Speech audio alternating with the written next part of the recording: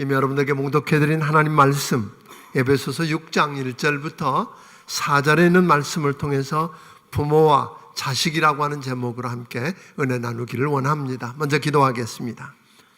살아계신 아버지 하나님, 오늘 이 귀한 날 살아계신 하나님 아버지를 예배하기 위해서 이렇게 모여있게 하신 것 감사합니다.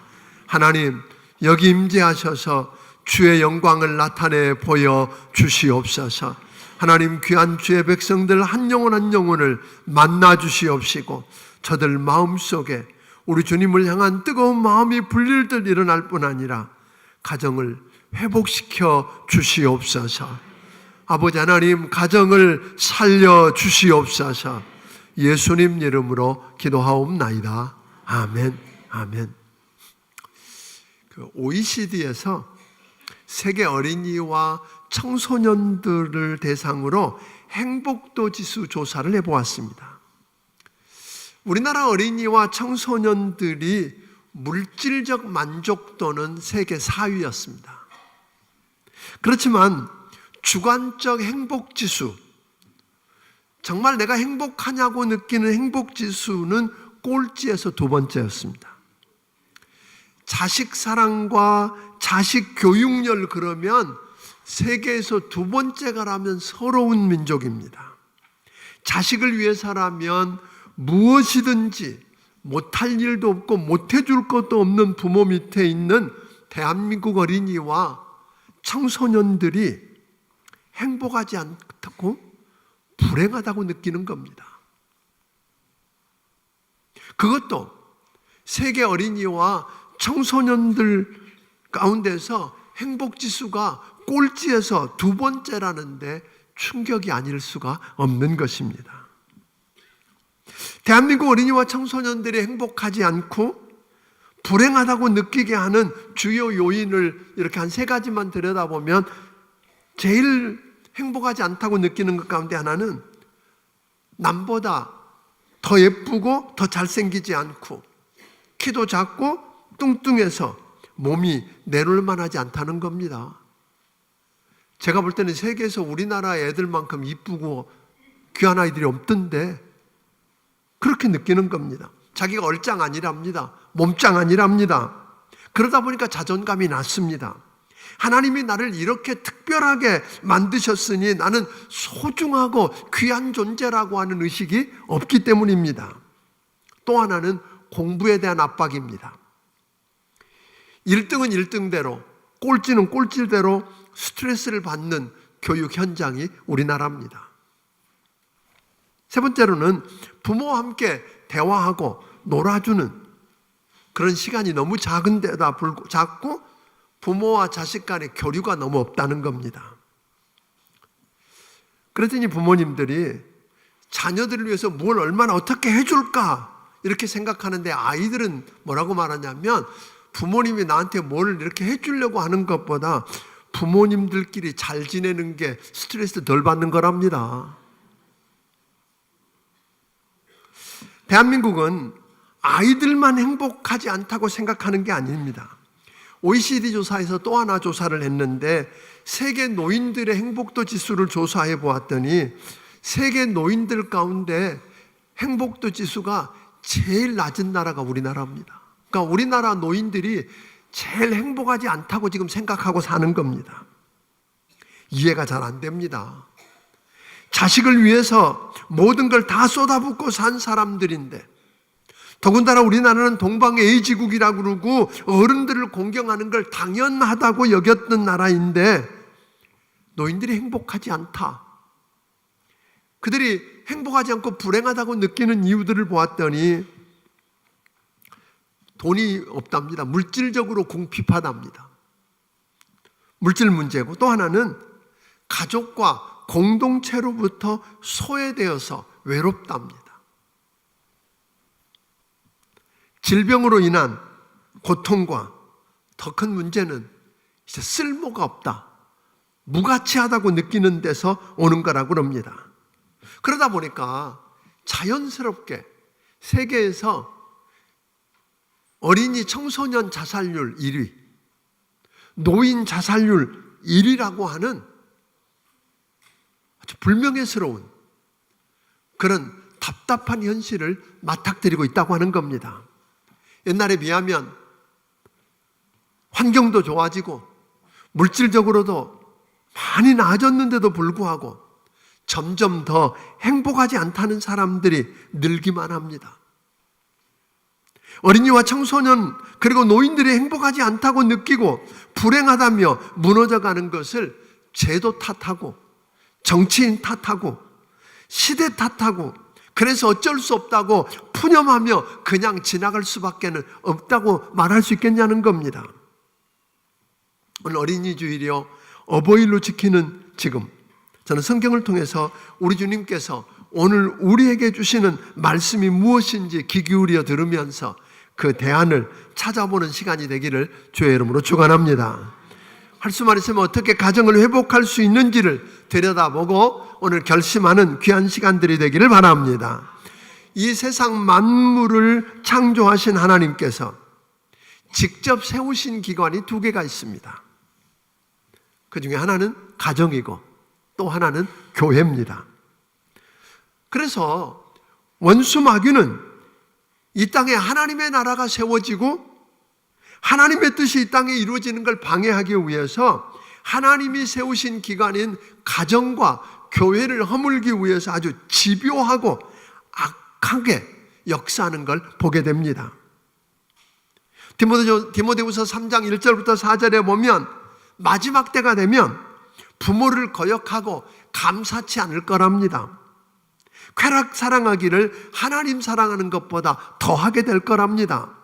로마서 1장 28절부터 30절에 있는 말씀을 들여다보면 사람들이 그 마음에 하나님 두기를 싫어하니까 하나님께서 그들을 그냥 내버려 두고 놨더니 온갖 더럽고 추악한 일들이 이루어지고 하나님이 미워하시는 자가 되고 부모를 거역하는 자가 되더라 하고 이야기합니다. 그러니까 마지막 시대 공통점 뭐예요?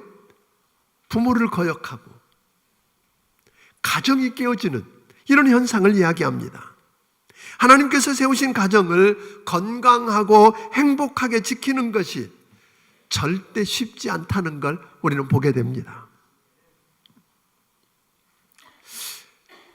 하나님께 세우신 이 가정을 건강하고 행복하게 세우는 게 쉽지 않고 어렵다는 것, 우리 힘으로 절대 안 된다는 걸 우리도 알고 주님도 아셨습니다. 그래서 남편이 아내를 교회가 그리스도를 사랑하듯 사랑하고 아내가 남편을 교회가 그리스도께 하듯 그렇게 사랑하는, 그래서 순종하며 사랑하는 행복이 가득한 그런 부부관계를 말씀하기 전에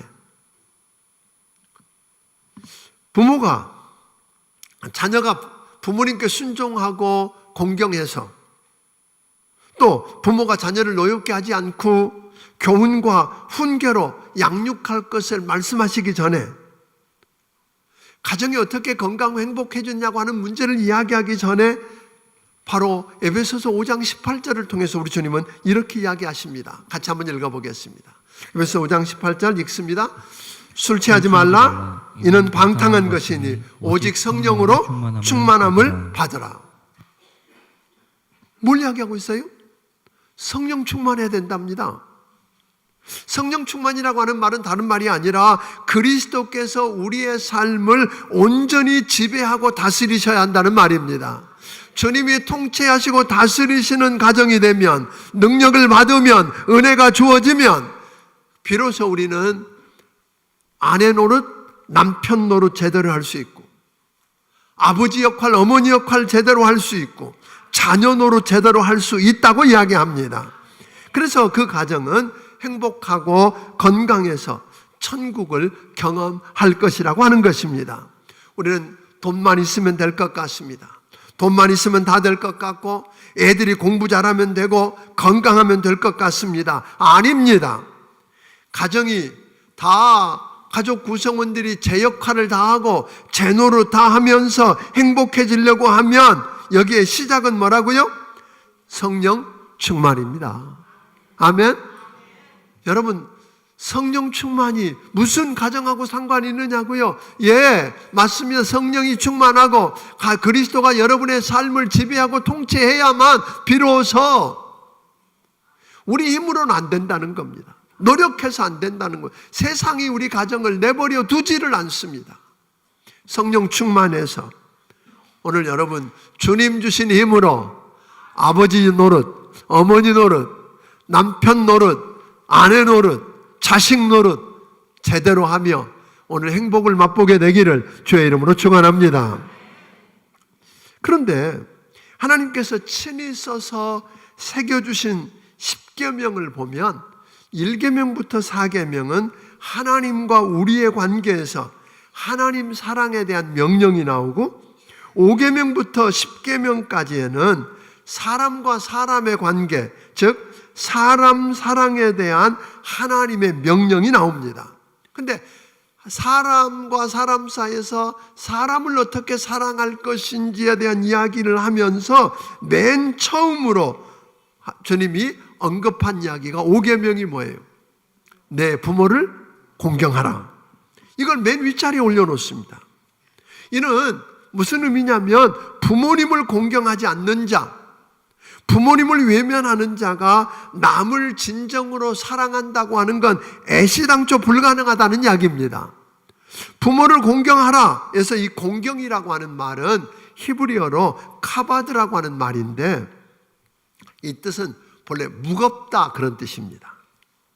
그러니까 부모를 공경한다는 말은 부모님의 삶의 무게를 인정하고 존중해 드린다 그런 이야기입니다. 우리 부모님이 오늘 걷고 있는 인생길을 우리보다 훨씬 앞서서 걸어가신 분들입니다. 우리 부모님들에게 우리가 짐작할 수도 없고 도저히 흉내낼 수도 없는 삶의 무게가 있었다고 하는 것입니다. 그 무게를 인정하고 존중하면 노쇠하고 병약한 부모도 우러러야 할 우리 인생의 스승이 됩니다.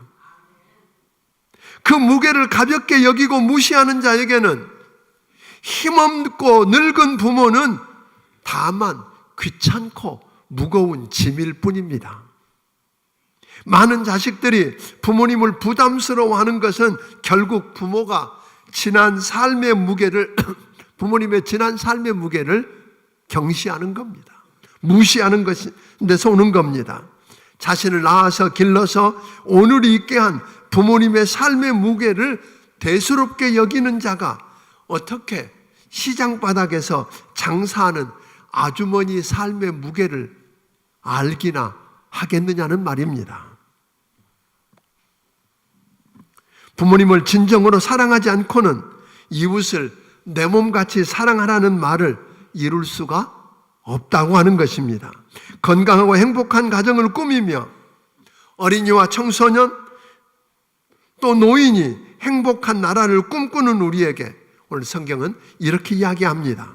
에베소 6장 1절부터 4절까지를 다시 한번 읽어보겠습니다. 같이 읽습니다. 자녀들아, 주 안에서 너희 부모에게 순종하라. 이것이 옳으니라. 내 아버지와 어머니를 공경하라. 이것은 약속이 있는 첫 계명이니 이로써 내가 잘되고 땅에서 장수하리라. 또 아비들아, 너의 자녀를 귀엽게 하지 말고 오직 주의 교훈과 훈계로 양육하라. 여기서 자녀들이 부모님께 순종하고 공경해야 할 이유를 몇 가지로 요약해 볼 수 있습니다. 첫째는 예수 믿는 그리스도인으로서 주님을 기쁘시게 하는 일이라는 거예요. 그러니까 내가 부모님을 공경하고 부모님께 순종하고 부모님을 공경하고 효도하는 것은 누구를 뭐 하는 거라고요? 하나님을 기쁘시게 하는 일이래요. 말이나 됩니까? 이 같은 이야기를 다루고 있는 골로새서 3장 20절은 자녀들아, 모든 일에 부모에게 순종하라. 이는 주 안에서 기쁘시게 하는 일이라 하고 이야기하셨어요. 그러니까 다시 말하면 내가 주 안에 있다면, 내가 예수 믿고 그리스도 안에서 새로운 피조물이 되고 달라졌다면 너는 더욱 부모님께 순종하는 자가 되라. 그러면 하나님을 기쁘시게 하는 삶이 될 것이다 라고 이야기하는 거예요.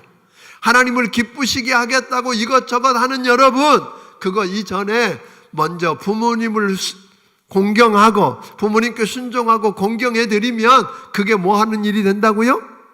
하나님을 기쁘시게 하는 일이 될 줄로 믿으시기를 주의 이름으로 축원합니다. 두 번째로, 자녀들이 부모님께 순종하고 잘 섬겨드리는 것은 특별한 일이 아니라 자연 질서상 당연한 일이고 옳은 일이고, 아멘, 마땅히 그렇게 해야 할 일이라고 하는 것입니다. 자연 법칙입니다. 여러분들이 부모님께 순종하고 공경해드리는 게 특별한 일이 아니라 뭐라고요? 당연한 일이란 말이에요. 마땅히 해야 할 옳은 일이라고 이야기합니다. 세 번째는, 자녀들이 부모님께 순종하고 잘 섬겨드려야 되는 이유는 그것이 약속 있는 첫 계명이라는 거예요. 다시 말하면 약속 있는 첫 계명이 되어 잘 되고 잘 되는 일이라는 거죠. 오늘 잘 된다는 말은 먼저는 영적으로 잘 되고 물질적인 삶에 축복이 임한다고 하는 것입니다. 그러니까 땅에서 장수하며 복된 삶을 더 누릴 수 있도록 축복을 주신다는 거예요. 내 영혼이 잘됨 같이 범사가 잘 된다고 말씀하신 것처럼 우리가 부모님을 공경해 드리면 영혼이 잘 돼서 범사가 잘 되어지고, 아멘, 그 정도가 아니라 그 모든 것을 가지고 이 땅에서 누릴 수 있도록 땅에서 장수하는 축복을 주시겠다고 이야기하는 겁니다. 땅에서 잘 되고 오래 살며 그것을 누리고 싶다고 하면 보약 잡수시고 경영학 배워서 되는 게 아니라 뭐부터 하라고요? 부모님께 순종하고 부모님을 공경해 드리는 여러분이 되기를 주의 이름으로 축원합니다. 더 근본적으로 들여다보면 우리가 부모님께 순종하고 공경해야 되는 이유는 우리 생명이 부모님을 통해서 왔다고 하는 것입니다. 우리 자신이 우리 생명을 소중히 여깁니다. 어떤 사람들은 이까지 몸뚱아리 뭐 어쩌고 그러지만 막상 뭐가 무너지려고 그래 보세요. 나는 이대로 여기서 무너지면 그냥 죽을 거야. 그런 사람 하나도 없습니다. 무너지려고 그러면 뭐예요? 정신없이 빠져나갑니다. 다른 사람 밀치고라도 빠져나가면, 다시 말하면 자기 생명을 그렇게 소중하게 여긴다면, 여러분 그렇게 소중하게 여긴다면 오늘 여러분의 소중한 생명을 위해서 생명의 통로가 되어준 부모님은 어떠냐는 거예요. 아멘? 그 부모님의 생명을 소중히 여기지 않는다면 생명을 모독하는 것입니다.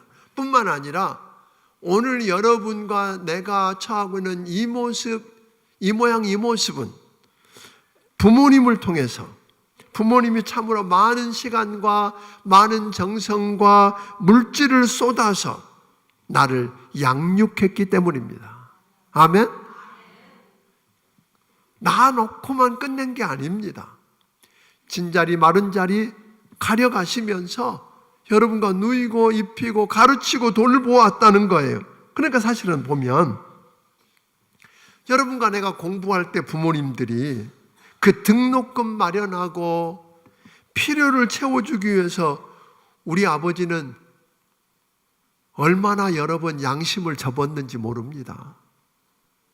여러분과 내 필요를 다 채워주기 위해서 어머니가 얼마나 거짓말을 했는지도 모릅니다. 부모님들이 여러분과 나 때문에 졌을 무거운 짐들을 감히 짐작이나 하겠냐는 말입니다.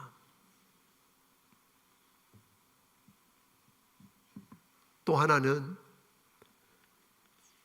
자식이 그 부모를 공경하고 섬겨야 하는 이유는 뿌린 대로 거두기 때문입니다. 살아계신 하나님은 우리가 부모님 공경을 뿌리면 자식으로부터 부모 공경을 받게 합니다. 부모에게 불효하면 그 불효를 자식으로부터 돌려받게 하십니다. 여러분들이 효도를, 부모님께 효도하는 걸 보여주는 것보다 자식에게 마땅한 걸 가르치는 방법은 없습니다. 결국은 내가 효도한다는 말은 내 미래를 뭐 한다는 거예요? 준비한다는 말입니다. 그러니까 부모님 위해서 효도한다고 하지 마세요. 누구를 위해서 하는 거예요? 나를 위해서. 내가 잘되고 장수하기 위해서.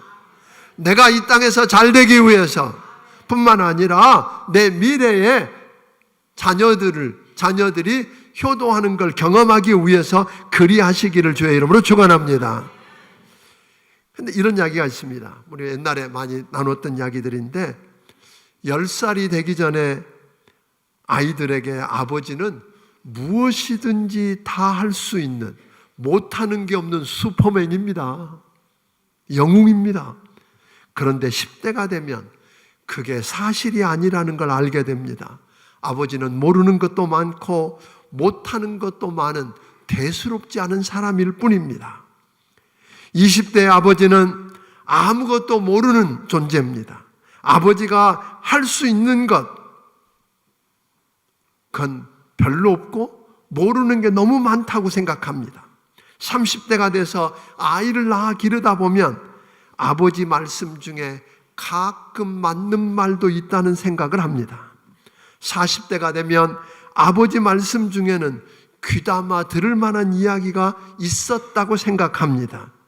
50대가 되면 이럴 때 아버지라면 어떤 결정을 내렸을까 하고 생각합니다.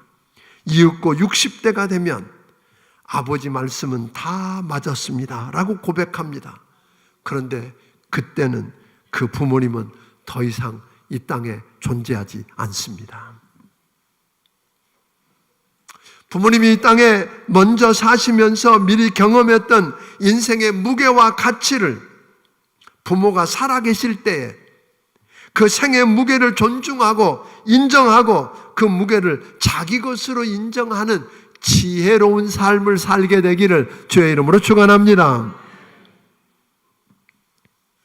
내 부모님의 삶의 무게를 인정하고 존중하고 그분의 무게를 자기 자신의 것으로 삼는 것은 자신의 삶의 과거와 현재와 미래를 공유하는 지혜로운 일임을 여러분 잊지 않게 되기를 주의 이름으로 축원합니다.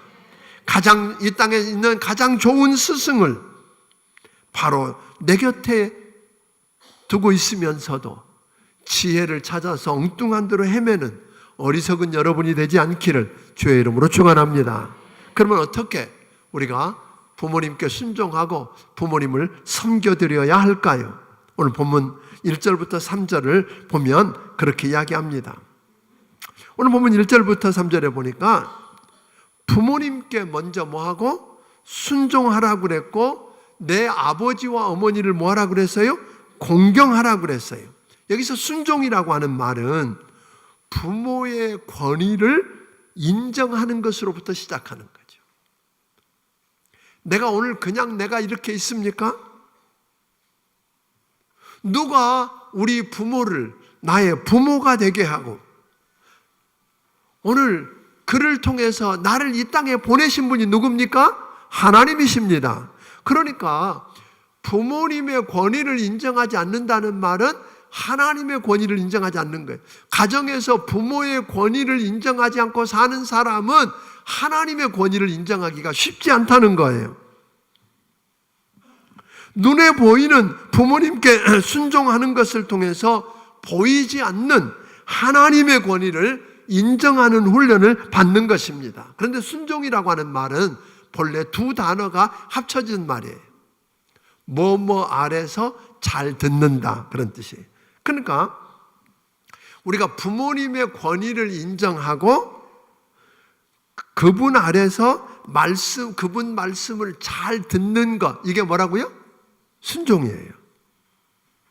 그러니까 사실 여러분과 내가 부모님 의견에 찬성하느냐 안 하느냐는 건 두 번째고 일단 부모님 말씀을 잘 들어드리는 것만 갖고도 효도다. 아멘? 사실은요, 다리에 힘이 없어지고 손에 힘이 없어지면 어디에 힘이 많아져요? 입에 힘이 많아집니다. 그 말이 많아지게 됐습니다.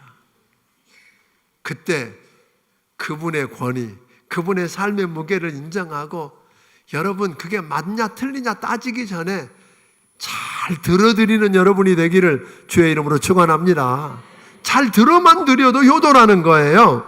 그리고 공경, 즉 부모님의 삶의 무게를 인정하고 존중해 드리자고 하는 거예요. 그분이 겪었을 그 시대, 그분이 겪었을 삶의 무게를 여러분 짐작이나 할 수 있습니까? 그걸 있는 그대로 인정하고 존중해 드리고, 그리고 물질적으로 정서적으로 필요를 채워드리는 여러분이 되기를 주의 이름으로 축원합니다. 근데 물질적으로 정서적으로 채워드리기 전에 먼저 부모님이 여러분을 생각하면 자랑감이 되면 좋겠어요. 한번 묻고 싶습니다. 여러분 부모님이 여러분을 지금 생각하시면 눈을 감고 미소를 띠면서 흐뭇해 하시고 마음이 기쁘실까요? 아니면 근심이 되고 염려가 돼서 한숨부터 나올까요? 돈 아무리 많이 들여도,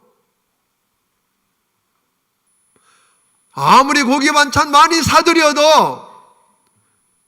그분이 여러분을 생각할 때 자랑스럽고 여러분만 생각하면 그동안에 땀 흘리고 수고한 게 헛되지 않았다고 하는 생각이 들 수 있으면 그게 효도입니다. 자랑감이 되시기 바랍니다. 그것만 가지고 모자랍니다. 물질적으로 지금은 방법이 없잖아요. 돈이 없는데 어떻게? 그거 다 여러분 키우느라고 다 써버렸는데. 요즘이니까 좀 약아서 이제 뭐 미래도 준비한다 그러지만 우리 위에 어르신들은 그거 못했어요. 자식이 와서 먼저 죽겠다는데 어떻게 퍼줬잖아요. 이제는 우리가 섬겨야 할 때입니다. 그래서 오늘 교회에서 그 용돈을 드리는 거 그게 액수가 많고 그런 거 아니에요. 다만 정성을 담아서 은행 가서 신권으로 다 바꿨습니다. 우리 마음을 담으려고, 똑같은 돈이지만 우리 마음을 표시하려고.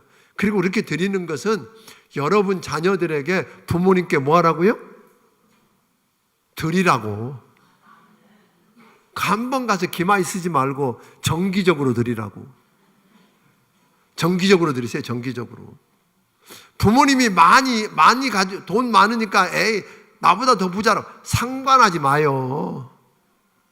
그냥 드려요. 그냥 용돈 드리세요. 아멘도 안 해. 하여튼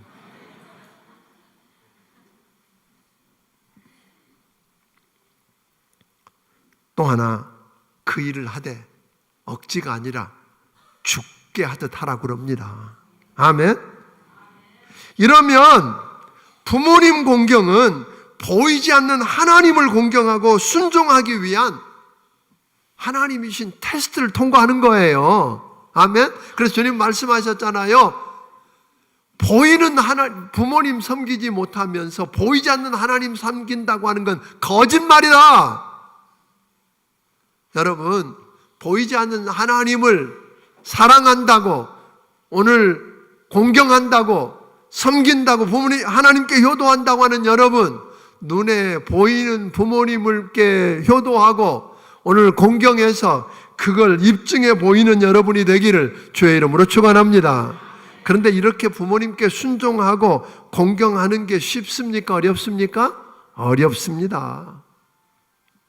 세상이 그렇게 호락호락하지 않습니다. 원수 마귀가 방해할 뿐 아니라 당장 나 살기도 바쁘고 내 자식 키우기도 힘들 것 같습니다.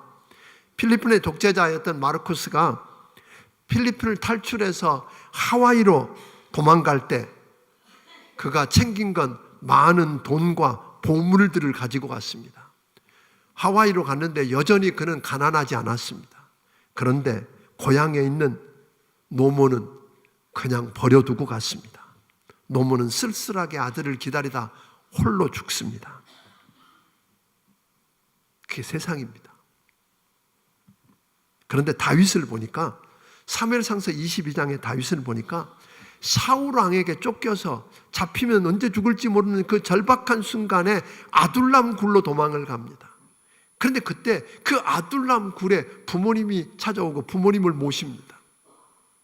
더 이상 그곳에서 있다가는 사울 왕에게 잡혀서 죽을 것 같을 때 혼자 도망간 게 아니라 그 부모님을 먼저 모시고 모압 왕에게 찾아가서 모압 왕, 이방 모압 왕 앞에 무릎을 꿇고 부모를 부탁합니다.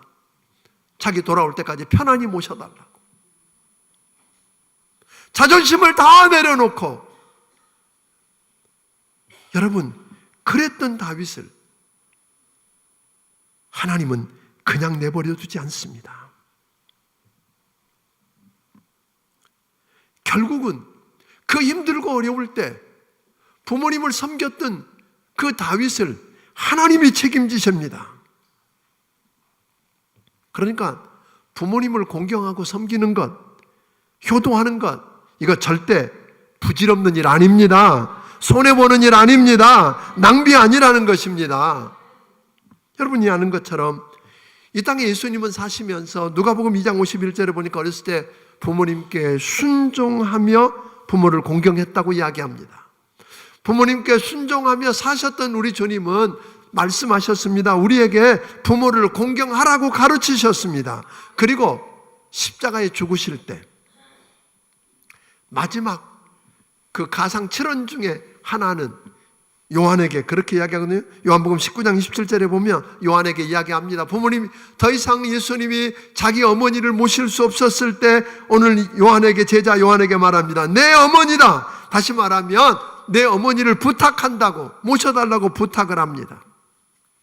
사도 요한이 그 예수님의 어머니 마리아를 돌보는 일을 합니다. 교사 역사에 보면 그 요한이 60세가 되었을 때 에베소 교회로 가게 되는데 에베소 교회에 머물면서 여전히 누가 있었어요? 아주 늙디 늙은 마리아 노모가 있었어요. 그 어머니를 책임져요. 실제로 여러분들이 에베소 지역을 성지순례 하다 보면 성요한 교회가 있는가 하면 그 옆에 마리아가 묵었던 집이 있어요. 그러니까 이 사도 요한은 예수님의 부탁을 받고 자기 어머니가 아니지만 그 마리아를 자기 어머니처럼 섬겼어요. 공경해드렸어요. 여러분 아세요? 예수님의 제자들을 이야기할 때 첫 번째 등장하는 인물이 누구예요? 베드로, 요한, 야고보예요. 그러니까 대단한 사람이었는데 사도행전에 보면 요한의 이야기가 안 나와요. 다른 사도들이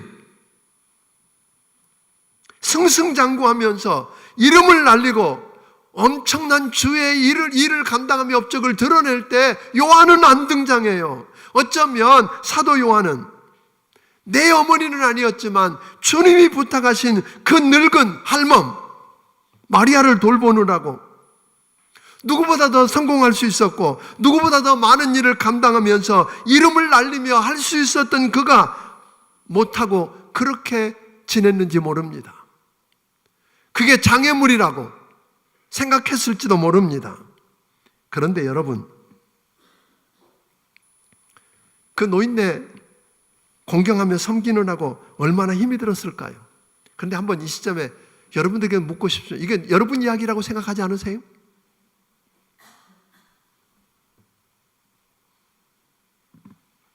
연로하고 병드신 부모님 모시느라고 묶여서 남들처럼 승승장구하지 못하고 이름을 날리지도 못하고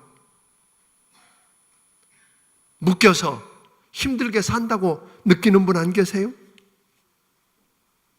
또 장애가 있는 자식을 돌보고 씨름하느라 내 아까운 청춘 이렇게 다 끝나버린다고 억울하다고 생각하는 분은 안 계세요? 남들 보기에는 하찮아 보이는 나이든 할머니 수발을 거들면서 순종하고 오늘 공경하고 섬겼던 요한, 그 요한을 하나님은 내버려 두지 않으셨습니다. 그 마리아가 죽은 후 하나님께서는 그 요한이께 맡겼던 그 일을 다 감당할 수 있도록 다른 어떤 제자보다도 오래 살게 하셨습니다. 90세가 훌쩍 넘어까지 삽니다. 그냥 단순히 오래 살게만 하신 게 아닙니다. 우리의 아들이라고 하던 그 성질 급하던 요한이 사랑의 사도가 되어서 요한복음을 기록하고 요한 1, 2, 3서를 기록합니다. 그리고 우리 주님이 하실 미래의 일들을 그에게 먼저 보여주시면서 쓰신 요한계시록까지 그를 통해서 기록하게 하십니다. 사랑하는 여러분, 그의 인생이 실패인가요?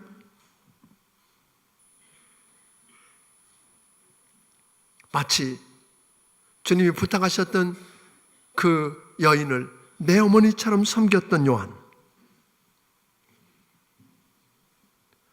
죽을 것 같은 그 순간에도 자기 부모님을 팽개쳐 두지 아니하고 먼저 그 삶을 책임지던 다윗,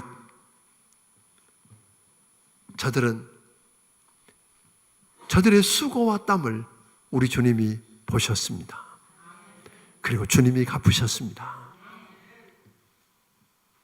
다윗이 애쓰고 자기 노력으로 해서 그 위대한 다윗이 되었던가요? 아니에요. 요한도 마찬가지입니다. 사랑하는 성도 여러분, 오늘 자녀들 이야기는 다 못합니다만, 그러나 오늘 여러분을 이 땅에 보내기 위해서 생명의 통로로 사용하셨던 부모님, 여러분을 양육하고 기르셨던 그 부모님, 여러분과 나를 키워가면서 그 힘든 삶의 무게를 온몸으로 느끼면서 우리는 이해하지도 못하고 흉내도 못 낼 그 삶의 무게를 짊어지고 힘들어했던 그 부모님께 순종하고 그리고 공경하면, 효도하면 우리 하나님이 여러분 인생을 책임지실 것입니다. 여러분이 그렇게 씨름하고 힘들어하던 자녀 문제도 우리가 돈을 투자하고 공부시키고 학원 보내고 별것 다 했더니 그 아이들이 뭐라 그래요? 세상에서 가장 불행하다고 이야기하면서 사는 자녀들이 되어버렸는데, 하나님은 그런 여러분을 통해서 가정을 회복시켜 주실 것입니다. 여러분의 가정을 살려주시기를 원합니다. 자녀들이 행복해지고, 아멘. 우리 아이들이 행복해지고, 우리 노인들이 행복해지고, 그래서 내가 행복한 가정천국을 경험하게 되기를 주의 이름으로 축원합니다. 이 놀라운 은혜들을 우리 모든 성도들이 이 가정의 달에 한번 곱씹고 또 곱씹었으면 좋겠어요. 아멘. 부모님이 이제 안 계신다고요? 그래서 끝났다고요? 아니에요. 주님이 요한에게 부탁하는 것처럼 우리 교회에 목요일이면 무료급식이 있고, 실버대학이 있고, 임용봉사가 있고, 물리치료가 있고, 여러 섬김이 있어요. 여러분 주변에 붙여준 그들, 병약하고 힘없는 그분, 말썽 부리고 장애를 입은 내 아이, 하나님이 나를 복 주시기 위해서 주신 보물입니다. 복 주실 기회를 얻기 위해서 하나님이 내게 붙여주신 선물입니다. 이걸 기억하고 여러분 삶의 자리에서 효도합시다. 예? 그래서 하나님께 효도하는 법도 드러내십시다. 기도하겠습니다.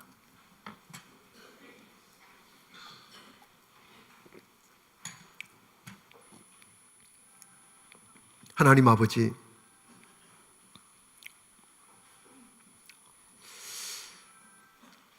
우리 아이들을 잘 키워보겠다고 그러고 그래서 모든 걸 다 쏟아부었는데 아이들이 행복하지 않다고 그럽니다. 열심히 살았는데 노인들이 행복하지 않답니다. 하나님, 우리 가정을 회복시켜 주시옵소서. 부모님께 순종하고 공경해드리고, 그래서 효도할 뿐 아니라 우리 자식들을 노엽게 하지 않고 교훈과 훈계로 양육해서 가정이 회복되고 아이들과 노인이 다 행복하고 건강한 가정 천국을 우리 성도들 한 분 한 분이 경험하게 하여 주시옵소서.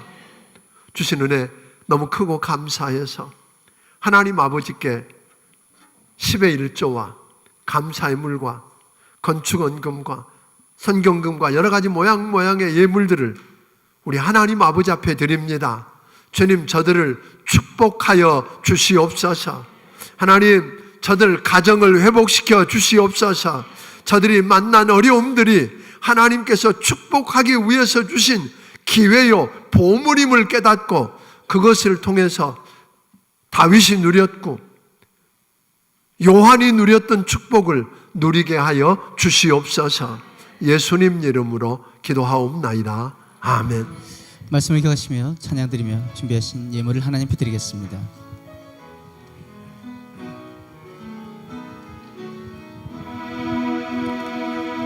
주께 두 손 모아 비나니 귀신 은총 베푸사 밝아오는 이 아침을 환히 비춰주소서. 오 주, 우리 모든 허물을 보혈의 피로 씻기어 하나님 사랑 안에서 행복을 갖게 하소서. 서로 믿음 안에서 서로 소망 가운데 서로 사랑 안에서 손잡고 가는 길. 오 주, 사랑의 종소리가 사랑의 종소리가 이 시간 우리 모두를 감싸게 하여 주소서. 서로 믿음 안에서 서로 믿음 안에서 서로 소망 가운데 서로 사랑 안에서 손잡고 가는 길.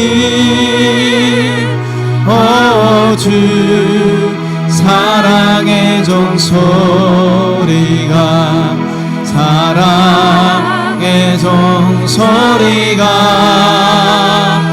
이 시간 우리 모두를 감싸게 하여 주소서. 이제는 우리 주 예수 그리스도의 크신 은혜와 하나님 아버지의 무한하신 사랑과 성령님의 감화 감동하시고 역사하시며 교통하심이 오늘 저들 심령들을 만나 주시되 가정을 회복시켜 주셔서 가정 천국을 경험하게 하옵소서. 그래야 자녀들이 부모님께 효도하고 공경하고 순종할 뿐 아니라 자녀들을 사랑하고 품어서 가정 천국을 맛보기 원하는 심령들 머리 위에 지금부터 영원까지 함께하여 주시기를 예수님 이름으로 축원하옵나이다. 아멘. 또 주가 길을 가시